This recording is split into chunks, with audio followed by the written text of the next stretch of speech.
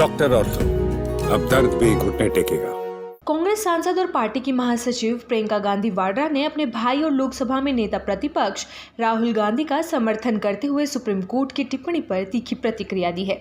मामला दिसंबर 2022 में भारत जोड़ो यात्रा के दौरान का है, जब राहुल गांधी ने भारत और चीन की सेनाओं के बीच हुई झड़प पर टिप्पणी की थी, जिसे लेकर लखनऊ की एक अदालत में उनके खिलाफ कार्रवाई जारी है।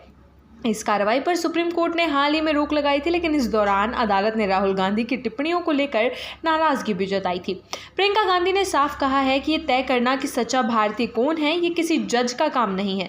उन्होंने कहा कि राहुल गांधी देश की सेना का गहरा सम्मान करते हैं और वो कभी भी सेना के खिलाफ कुछ नहीं बोल सकते। उन्होंने ये भी आरोप लगाया कि राहुल की टिप्पणी को जानबूझकर तोड़ मरोड़ कर पेश किया गया है और सरकार को सवालों से बचाने के लिए इस तरह के हथकंडे अपनाए जा रहे हैं। प्रियंका गांधी ने प्रेस को संबोधित करते हुए कहा, लोकसभा में नेता प्रतिपक्ष होने के नाते राहुल गांधी का कर्तव्य है कि वो सरकार से सवाल पूछे। लोकतंत्र में विपक्ष की यही भूमिका होती है। अगर कोई नेता सरकार से सवाल करता है तो इसका मतलब ये नहीं कि वो देशद्रोही है या वो सेना के खिलाफ है। मेरे भाई की टिप्पणी को गलत तरीके से पेश किया गया है, वो सेना का बहुत सम्मान करते हैं।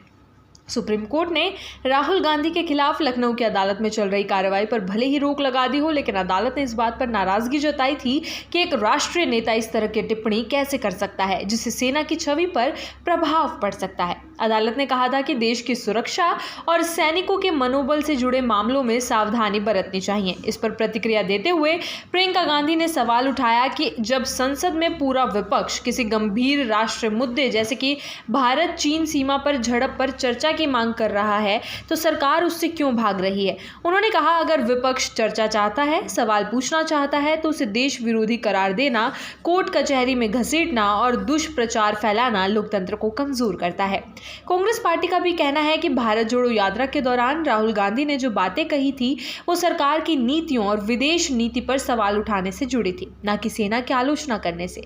पार्टी का आरोप है कि भाजपा सरकार आलोचना से बचने के लिए अदालतों का भी राजनीतिक रूप से उपयोग कर रही है। राजनीतिक विश्लेषकों का मानना है कि राहुल गांधी के नेता प्रतिपक्ष बनने के बाद सरकार पर दबाव बढ़ा है, विपक्ष अधिक मुखर हो रहा है और सरकार से जवाबदेही की मांग कर रहा है। ऐसे में सरकार की तरफ से विपक्ष की आवाज दबाने की कोशिशें लोकतांत्रिक मूल्यों के खिलाफ मानी जा रही है।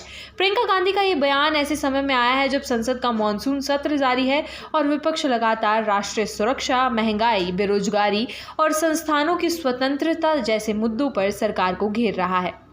अब ये देखना दिलचस्प होगा कि सुप्रीम कोर्ट की टिप्पणी के बाद राहुल गांधी और कांग्रेस का अगला कदम क्या होगा और क्या सरकार इस मुद्दे पर कोई आधिकारिक सफाई देती है या विपक्ष की मांग पर संसद में चर्चा के लिए तैयार होती है। डॉक्टर ऑर्थो, अब दर्द भी घुटने टेकेगा।